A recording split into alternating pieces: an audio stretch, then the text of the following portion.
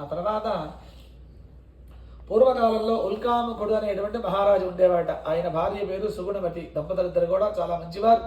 వాళ్ళకి సంతానం కావాలి అన్న కోరిక చేత తన రాజ్యంలోనే ప్రవేశిస్తున్నటువంటి భద్రశీల అనేటువంటి నదీ తీరంలో భక్తి శ్రద్ధలతో సత్యవ్రతం చేస్తున్నాడట. ఆ నదీ మార్గంలోనే ప్రయాణం చేస్తున్నాడు. ఓ పడవలో రత్నాలన్నీ కూడా ఏర్పాటు చేసుకుని రత్న వ్యాపారం చేసేటువంటి వైశ్యుడు. ఆయన పేరు సాధు అన్నమాట. ఆ నదీ మార్గంలోనే ప్రయాణం చేస్తూ తీరంలో ఉన్నటువంటి మహారాజును చూశాడు.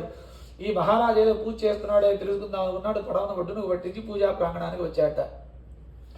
ఈయన సత్యవ్రతం చేస్తూ ఉండగా చూశాడు. వ్రతం పూర్తయిన తర్వాత తీర్థప్రసాదాలు తీసుకొని, మహారాజా మీరేదో వ్రతం చేశారు కదా, ఈ వ్రతాన్ని ఏమంటారని చెప్పి అడిగాట. ఆయన దీన్ని సత్యవ్రతం అంటారు.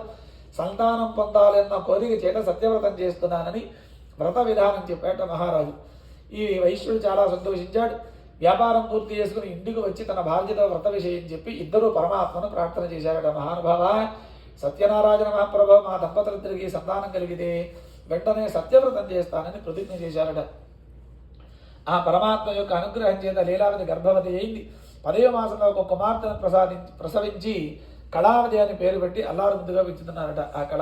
ఆ తల్లి ఆ లీలావతి భర్తను చూసి, నాదా మనకు సంతానం కలిగితే వెంటనే సత్యవ్రతం చేద్దాం అన్నాం కదా, పరమాత్మ యొక్క అనుగ్రహం చేత సంతానం కలిగింది, వెంటనే సత్యవ్రతం చేద్దామని భర్త విషయం గుర్తు చేసింది. వెంటనే ఈ వైశ్యుడు కాస్త చికాగ్గా మాట్లాడుతూ, ఇప్పుడు మళ్ళీ వ్రతం చేయాలంటే పూజా సామాగ్రి, బంధువులు, బ్రాహ్మణులు, వీళ్ళ భోజనం ఖర్చు బాగా ఎక్కువగా ఉంటుంది కదా, ఇప్పుడు కాదులే, అమ్మాయి వివాహ సమయంలో వ్రతం చేద్దామని చెప్పి కాస్త చికాగ్గా సమాధానం చెప్పాట ఆ వైశ్యుడు.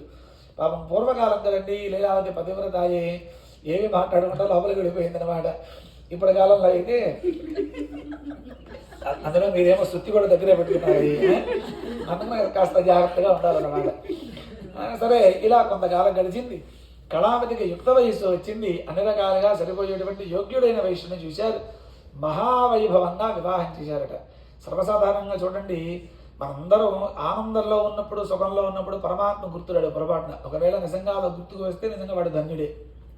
మనకి ఎప్పుడు గుర్తొస్తాడంటే ఏదో గుచ్చుకుంటే, అంటే ఏదన్నా సమస్య వస్తేనే మనకి పరమాత్మ గుర్తొస్తాడు అన్నమాట. వీడికి వ్రత విషయం మర్చిపోయాడు. పరమాత్మ వీడికి జ్ఞానోదయం చేయాలనుకున్నారు. 16 రోజుల పండుగ పూర్తయింది.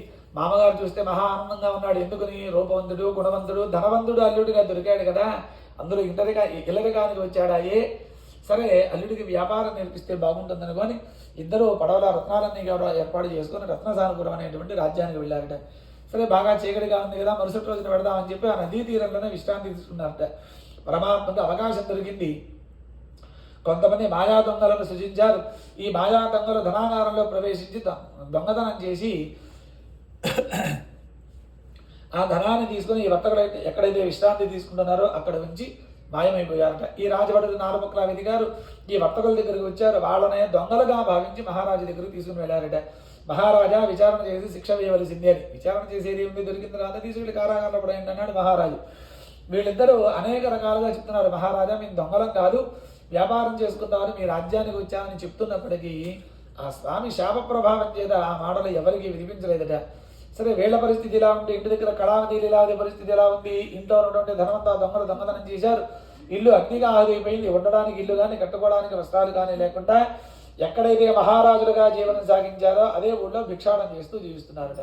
ఇలా దుర్భరమైన జీవితాన్ని కొంతకాలం అనుభవించారు.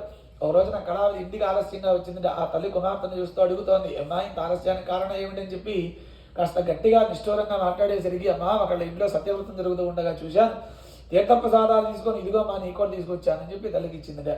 ఎప్పుడైతే ఆ తీర్థప్రసాదాలు తీసుకుందో ఈ వ్రత విషయం గుర్తుకు వచ్చిందిట. అమ్మా, నీ జన్మదినం రోజున వ్రతం చేద్దాం అనుకున్నాను, ఇప్పటి వరకు వ్రతం చెయ్యని కారణం చేదే పరమాత్మకు ఆగ్రహం కలిగింది, ఇన్ని కష్టాలు అనుభవిస్తున్నావమ్మా, రేపే వ్రతం చేద్దామని చెప్పి వారిద్దరూ కూడా 10 మంది సహాయం చేత చక్కగా భక్తి శ్రద్ధలతో సత్యవ్రతాన్ని చేసి పరమాత్మను ప్రార్థించారట.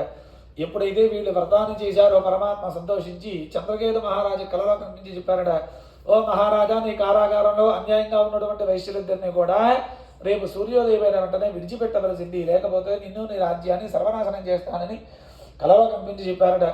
మహారాజు వెంటనే ఉలిక్కిపడి లేచాడు. అప్పటికప్పుడు సభను ఏర్పాటు చేసి వచ్చిన కలను సభలో ఉన్న వాళ్ళందరికీ కూడా చెప్పారట. వాళ్ళందరూ విడిచిపెట్టేద్దాం ఉన్నారు. మరుసటి రోజున వీళ్ళిద్దరికి క్షురాధికారులు చేయించారు. కట్టుకోవడానికి నూతన వస్త్రాలు ఇచ్చి మహారాజు దగ్గరికి తీసుకుని వస్తున్నారట.